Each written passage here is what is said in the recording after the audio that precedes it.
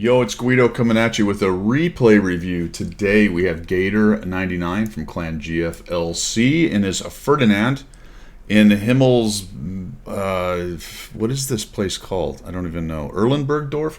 Himmel's Erlenbergdorf, I do believe. Sent me a note and asked the question that I get asked a lot: how could I have done better?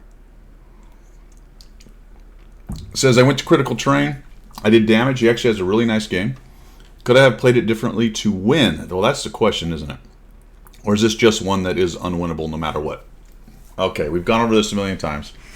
I'm going to say the controversial thing I say every time that everyone's going to take exception with. My opinion is that it is possible to win every game. It is improbable that you will. And you've got to take both of those into consideration when you're trying to figure out how you can do better. If you're asking yourself how you could do better yourself, that's a great question. You also could ask, how could the team do better? Unfortunately, there's 15 other souls, or 14, I suppose, on your team. Unless you have multiple personalities, then who knows how many there could be. Could be 30 or 40 people on your team. It's possible, I guess. Not probable, but possible. So you can ask that question as well: how can we do better as a team? But you would, in order to really get anything out of that, you'd have to bring everybody together and talk about it. Possible to be done on team games or clan wars, stuff like that, and people do debrief. But we're talking about pubs.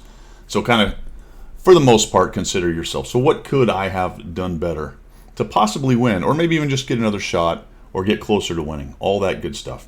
With the idea that when I am attempting to get better, I want to debrief or be critical back to the 100% solution of winning. That's the goal of the game, is to do as the best I can and win the game. So what are some of the things that potentially I could have done better or differently and got myself there? So we're going to talk about a few. Now let's go to the reality of it, which is that the improbable part, that you're going to win every one of them, that everyone lives between 45 and 65%, more or less everyone, with a few extreme outliers, win rates. So there are just some you're probably going to lose, right? All right, so that's enough of that stuff. Says he went to the Critical Train. He did damage. Could I have played it differently, or is this just one that is unwinnable? I seem to get these types of games as a 50%er quite often and would like to be able to win more. As would we all. In fact, I have backslid this year. That happens. I must be too aggressive or not trading well, since I don't seem to affect the game outcome very much. Well, we're going to look at it, but you traded well, and I thought you were appropriately aggressive. There was one point in the game that we'll get to where I think you potentially could have helped your team a little bit more, potentially. What's the Unicum's take on this? Better trades, better position, better read on games to reposition. Yes, yes, yes. I'm at a loss here. Should I just play, or should I just play and camp and not worry about my declining win rate? All right, win rates will go higher and lower. I didn't look at your total numbers or anything like that. If you don't have a lot of games, don't get too worried about win rates moving around a bit. And it's really only recents, although you seem to be saying that your recents are headed down a little bit as well. So let's take a look at this. We're going to talk about positioning, how it was played, and where I think potentially there was a potential to start to change this thing just a little bit. And that's where we get into the trading, and it's really that mid to late game decision making, as well as noticing that your position is becoming a bad position, and potentially and usually from a good position to a bad position, and how do I change that? So we're going to come up here in our Ferdinand. We've got the big gun. You looked at his equipment there, pretty standard stuff, and I like this little, looking through this little area here, this little firing range, and we blap the Super Hellcat. I like how you are backing up and protecting yourself on the reload. No sense in letting the Super Hellcat have a shot at your lower plate, and when you're reloaded, you're coming in. Probably just shoot right through that. But we get around. One reason sometimes I take shots like that is just to get rid of that stupid concrete post. You know, it's kind of a pain. But you didn't shoot through it, and you got forward and you got your shot. You did manage to bounce the T-150. The T-150 is a pretty dangerous foe, though. You're going to find that out in a minute. The T-50-2 just loses his mind and gets double tapped. T-20 comes forward and another pullback. So let's just pause and take a look at what's going on big picture. Looks like you're probably okay, although you tend to have, or this team is tending to be on the back of the map. Look how many guys are on that last K row across the bottom of the map. That is not great. Now there's a lot of TDs. The Churchill 7's bottom tier. He doesn't really, is he bottom or middle tier? I'm not sure. Bottom, yes. He's not very far forward. Your Challenger, I don't know if he's come alive yet. He might still be AFK. So you really don't have the power to push in. And their team seems to be bunched up here.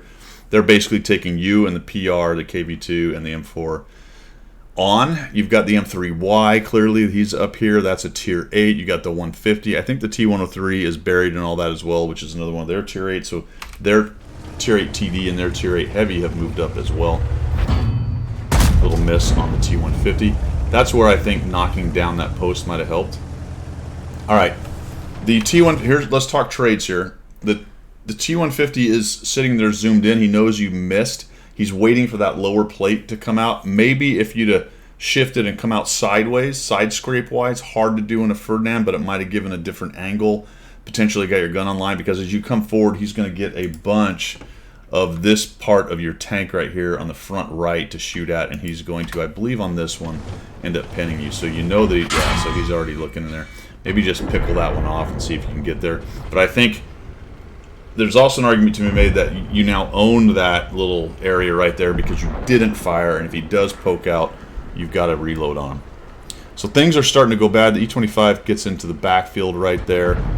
PR's still holding on. Your guys are in the back. There's a pretty good push going on over on the east side of the map by the purples. At least your Super Chaffee has sort of drawn them off a bit, and he's given them a little bit of trouble back there. But everything is not great, but okay.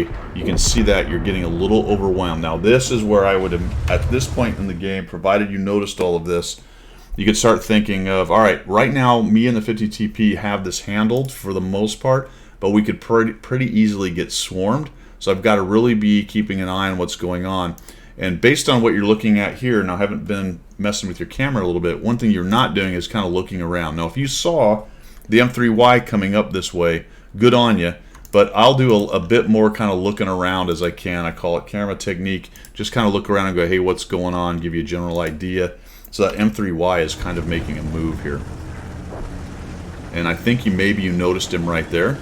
So you're going to turn around. And notice that he actually came around the corner right there. So we go over here and we start fighting in this area over here. Sneak around. We're going to catch the T150 making a move, and I don't think anyone knows you've done this right here, but now the 50 TP PR is a little bit exposed without you in that area there. Good news is we're going to thump the T150. We're going to back out here. All right. You kind of need to get rid of the T150 here. I understand you're backing up. You don't want to take the trade with him, but you got a serious problem over here in the opening because the T103, HD number 6, and the M3Y are all now pressing in on your 50 TP. You're busy over here messing around with the T150, but I think if you stand in and kill this guy, that takes care of the issue on this side. He dies. Okay, good.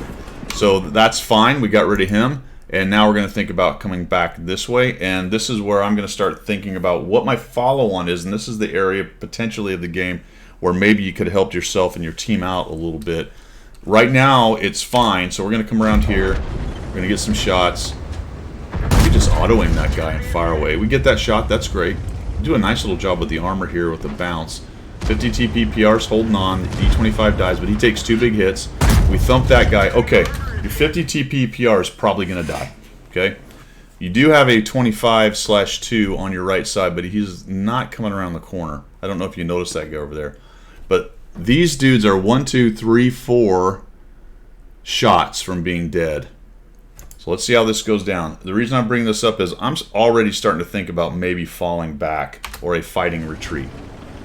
Okay, no, he didn't get a shot. All right, so right there, that sucked. Didn't go my way. Start backing out. Head back this way and keep them in front of you, and either look at tucking back into this one, or more ideally go around this corner and try to bring these other guys into the fight back here, the Challenger and the rest of them. So back around here, shoot on the way back because you're going to reload on the way back. You know what? You are kind of leaving your KV2 out, but if you sit in there and try to take on all these guys, it's probably not going to go that well. Maybe even just take that shot. We're getting a little goofed up here. Now get out of here, definitely. All right, I'd already been backing out and look for that shot on that guy, but at this point, get the hell out of Dodge, right? KV2's kind of sitting there. You back out, all right, and you're thinking probably, well, ooh, that hurt, 394. You just don't have a lot of hit points, right?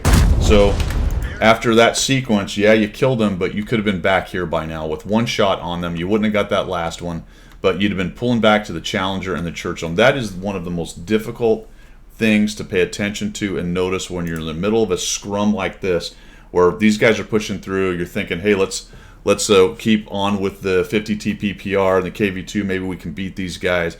But that was going south pretty quickly. And as soon as that 50 TP PR went down and you still had so many guys with hit points, I'd have been pulling back.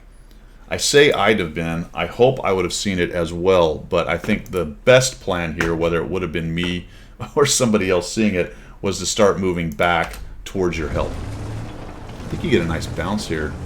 Yeah, we get a little whoop. That was nice. Shoot him. And unfortunately, those things reload pretty quickly. You didn't have enough. You didn't have enough oomph to get rid of him, and he's going to go ahead and take you down just like that. So we have a nice game, 4,093 damage. We have a no assist, but we did bounce 1,155. You kind of kept your team in it with that 4,000 damage. The PR got beat up, and I just think really, I'm not saying that would have won it. You still had a 130 PM. You still had a 103 with some hit points, and they would have had a few more if you'd have been backing up, obviously, because you wouldn't have done the extra damage in there. That's probably about the best you could have done in this game in terms of the way you played it. You did a nice initial position. You got some good early damage on guys. You're doing a nice job locking down this area. A little bit questionable coming around the side over here to take a look as they were kind of pushing the middle, but you got your shot on the T-150. You got back into the fight when they pushed in. The T-150 died, so overall that worked out for you. It was just that kind of middle phase right there where if you'd have pulled back into your campers, and really that end of the day, that's what's going on. This is something I hadn't done a lot or worried too much about in World of Tanks, and I would say some of the better players are pretty good at this, is drawing guys into their campers. And I'm not saying early in the game or setting up ambushes or things like that, but when you're talking about being overextended like you are right there, the players who can fall back to the tanks that are still alive to get at least a little bit of help in there, and maybe at least keep the purple tanks honest in terms of just sitting there shooting you, those are the guys that are going to have those better mid to late game results and pull wins out of what turn into be losses like this. Like I said, it's not a 100% thing, but you said take a look at it and see what I thought as far as things you could have done better. Maybe right there that was one of those things. Thanks for tuning in. I appreciate you sending that as well. Thanks everybody for checking out the channel. That is all I've got. We will see you.